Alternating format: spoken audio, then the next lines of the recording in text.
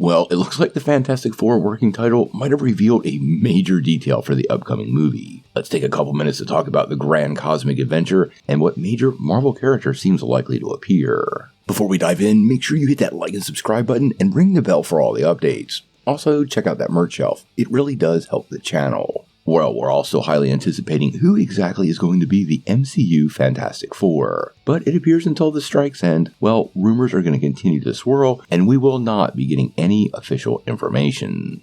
But we do have a little bit of news that's really intriguing and might actually give us a big clue on what's going on. This story comes via the Cosmic Circus, and the circus does a great job, but it's not Marvel Studios or Kevin Feige, so we want to take it with a grain of salt. Now, as many of you know, movies have what's called a working title, and this working title sometimes gives us a little insight into the film and is often used for casting calls as well as to keep the project secret, at least from the general public. Now, what the Cosmic Circus is reporting is that Fantastic Four's working title is Blue Moon.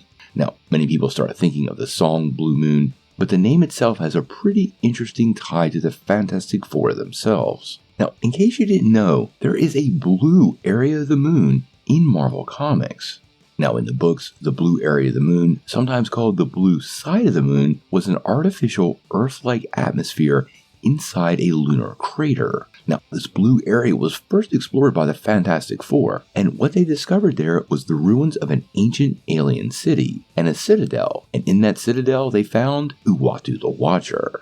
Now, as many of you know, Jeffrey Wright has been voicing the character in What If, and it's pretty clear in the multiverse adventures the Watcher is going to play a much bigger role in the overall story. Now, we had a report a couple of weeks ago that we were actually going to see Jeffrey Wright in live action as the Watcher. And although many people feel like that was a reference to what went down in I Am Groot, I do actually think that they were referencing this upcoming Fantastic Four adaptation. The Watcher is a pretty big component in the massive mythology that is the Fantastic Four. And I have a hard time believing that this is a kind of accident that would happen when a group of people who are leading the project know the source material so well.